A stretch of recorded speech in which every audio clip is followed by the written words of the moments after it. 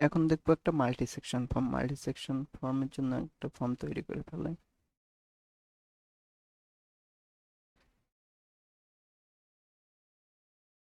এরপরে আমরা multi section ফর্মের তিনটা সেকশনে ভাগ করছি: পার্সোনাল ইনফো, অ্যাডিশনাল ইনফরমেশন আর মেসেজ।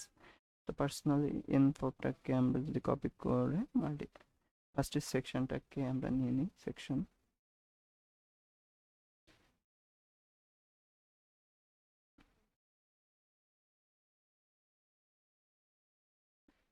পার্সোনাল ইনফোটা দিলাম। পার্সোনাল ইনফোর মধ্যে আছে আমাদের নেম এবং ইমেইল। আমরা নেমটাকে নিই অ্যান্ড ইমেইল অ্যাড্রেসটাকে নিলাম। নেম এবং ইমেইল গেল। এখন হইল আরেকটা সেকশন আমরা তৈরি করে নিই।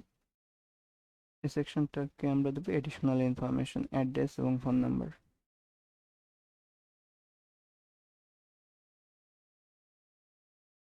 অ্যাডিশনাল ইনফরমেশনের মধ্যে আমরা দেবো অ্যাড্রেস এবং ফোন নাম্বার। অ্যাড্রেস,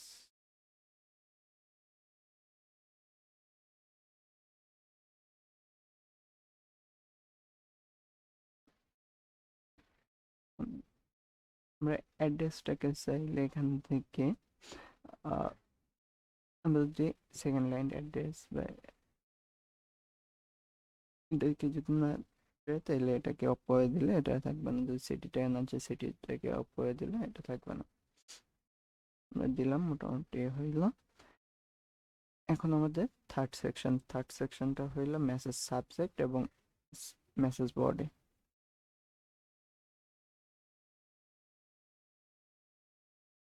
তার আগে সেকশনটাকে নিই।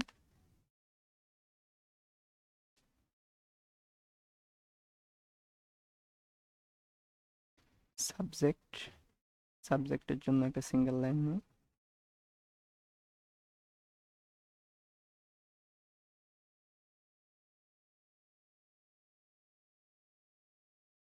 Message body,